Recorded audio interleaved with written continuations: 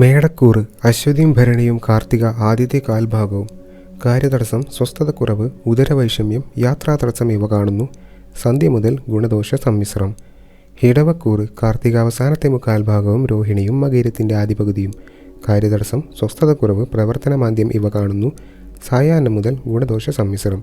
മിഥുനക്കൂറ് മകയിരത്തിൻ്റെ അവസാന പകുതിയും തിരുവാതിരയും പുണർദത്തിൻ്റെ ആദ്യത്തെ മുക്കാൽ ഭാഗവും. കാര്യവിജയം, അംഗീകാരം ഇവ കാണുന്നു. ആഗ്രഹങ്ങൾ നടക്കാം, യാത്രകൾ ഫലവത്താകാം. കർക്കിടകക്കൂറ് പുണർത്തം അവസാനത്തെ കാൽഭാഗം പൂയം ആയില്യം. കാര്യപരാജയം, അഭിമാനക്ഷതം, നഷ്ടം ഇവ കാണുന്നു. സന്ധ്യ മുതൽ കാര്യങ്ങൾ കുറേശ്ശെ ഭേദപ്പെടാം. ചിങ്ങക്കൂറ് മകവും പൂരവും ഉത്തരത്തിൻ്റെ ആദ്യത്തെ കാൽഭാഗവും. കാര്യവിജയം, ഇഷ്ടഭക്ഷണ സമൃദ്ധി ഇവ കാണുന്നു. ആഗ്രഹങ്ങൾ നടക്കാം, യാത്രകൾ വിജയിക്കാം. കന്നിക്കൂറ് ഉത്തരത്തിൻ്റെ അവസാനത്തെ മുക്കാൽ ഭാഗവും അത്തവും ചിത്തിര ആദ്യത്തെ പകുതിയും. കാര്യതടസ്സം, അലച്ചിൽ, ചെലവ് ഇവ കാണുന്നു. സായാഹ്നം മുതൽ കാര്യങ്ങൾ കുറേശ്ശെ ഭേദപ്പെടാം. തുലാക്കൂറ് ചിത്തിര അവസാനത്തെ പകുതിയും ചോതിയും വിശാഖത്തിൻ്റെ ആദ്യത്തെ മുക്കാൽ ഭാഗവും. കാര്യവിജയം, ധനയോഗം, ബന്ധുസമാഗമം ഇവ കാണുന്നു. ആഗ്രഹങ്ങൾ നടക്കാം, യാത്രകൾ വിജയിക്കാം, തടസ്സങ്ങൾ മാറിക്കിട്ടാം.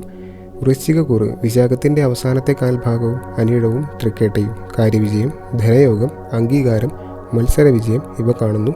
തൊഴിലന്വേഷണങ്ങൾ ഫലവത്താകാം. ധനുക്കൂറ് മൂലവും പൂരാടവും ഉത്രാടത്തിൻ്റെ ആദ്യത്തെ കാൽഭാഗവും. കാര്യതടസ്സം, ശരീരസുഖക്കുറവ്, ഉദരവൈഷമ്യം, പ്രവർത്തനമാന്ദ്യം ഇവ കാണുന്നു. സന്ധ്യ മുതൽ കാര്യങ്ങൾ കുറേശ്ശെ മെച്ചപ്പെടാം. മകരക്കൂറ് ഉത്രാടത്തിൻ്റെ അവസാനത്തെ മുക്കാൽ ഭാഗവും തിരുവോണവും അവിട്ടത്തിൻ്റെ ആദ്യ പകുതിയും.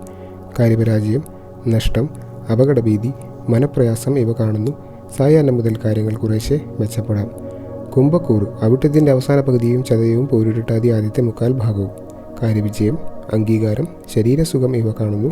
ആഗ്രഹങ്ങൾ നടക്കാം, യാത്രകൾ ഫലവത്താകാം. മീനക്കൂറ് പൂരുരുട്ടാതിയുടെ അവസാനത്തെ കാൽഭാഗവും ഉത്രട്ടാതിയും രേവതിയും. കാര്യവിജയം, മത്സരവിജയം, ശത്രുക്ഷയം ഇവ കാണുന്നു. ആഗ്രഹങ്ങൾ നടക്കാം.